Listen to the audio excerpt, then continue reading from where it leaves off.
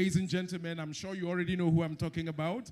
Former Member of Parliament, second Mayor of the City of London, former Foreign Secretary, and former Prime Minister of the United Kingdom. Ladies and gentlemen, welcome, Right Honorable Mr. Alexander Boris Johnson.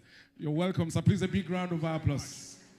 Thank you so much. Thank you very much, everybody. It's great pleasure. Can you hear me?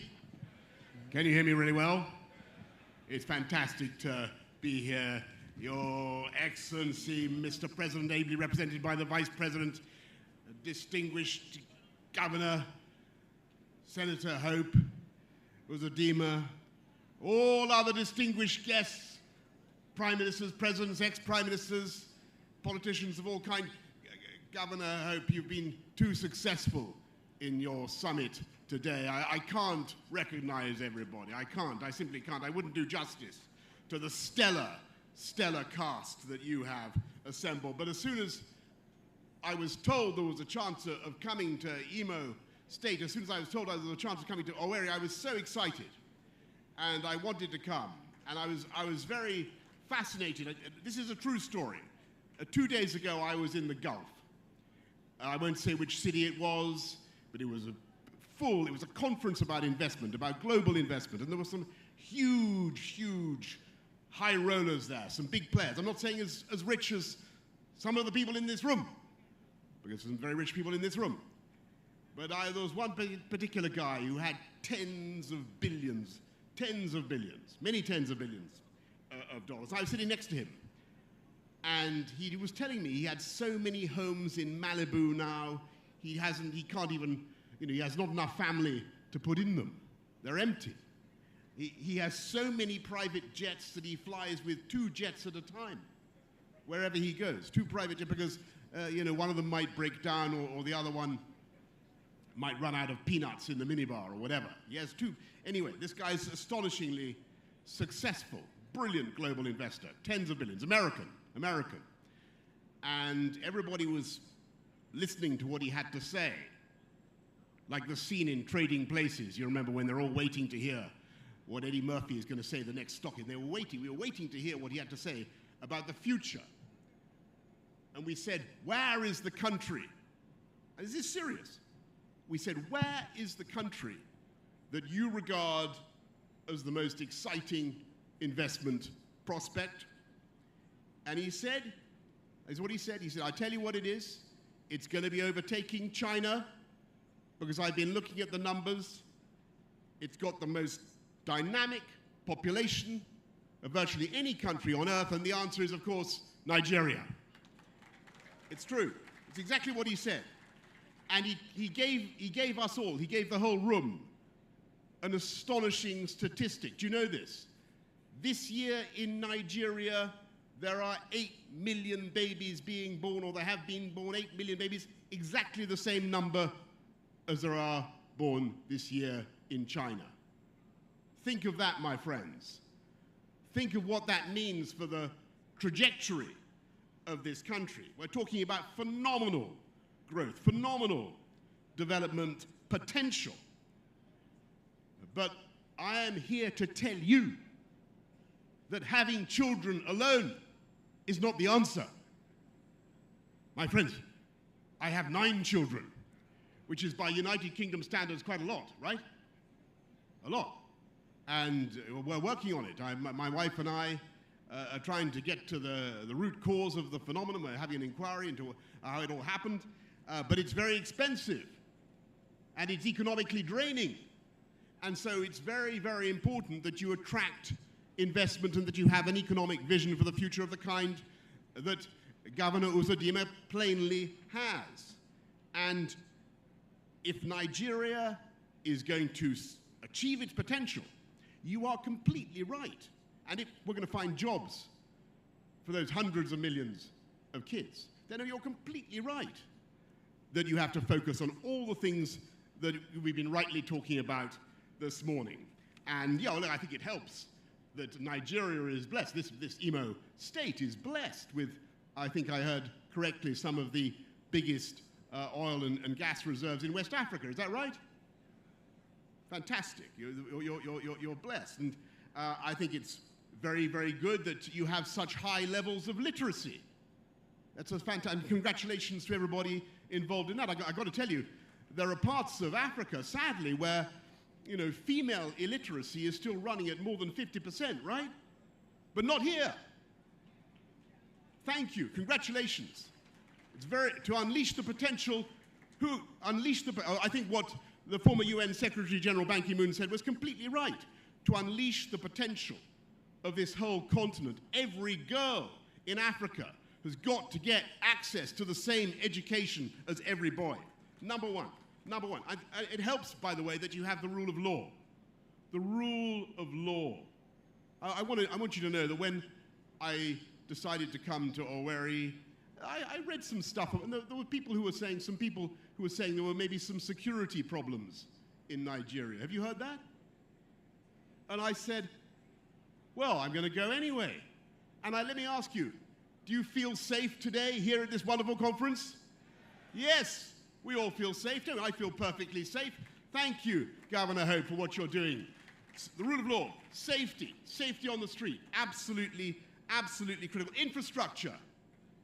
I was so interested in what you had to say about dredging the river, the roads. The airport was fantastic, wasn't it? Absolutely fantastic. But your focus on electricity is completely right. What is the future? It is AI. It's going to be AI. It's artificial intelligence, and the demand for clean, sustainable electricity because of AI is going to be colossal. And so I congratulate you on what you're doing to get clean, sustainable energy for Imo State and for the whole of Nigeria. And I hope, by the way, very much that British firms will see the opportunity here as the Mauritian former president rightly identified. It's a very, very important opportunity. But there are, of course, some things where Nigeria and Imo State actually in particular have a head start. That's the sheer entrepreneurial flair of the population, which is famous around the whole world. And then there's a final ingredient. I'm going to be very, very brief, but I think we all know you all know what I'm going to say. And there's a final thing that I think helps Nigeria and indeed greatly helps my own country. And I saw the legacy this morning in my hotel in Lagos when I had to try to plug in my laptop, because you have the same plugs, the 3-point British plug, which is a legacy of our former relationship. And of course you have the language.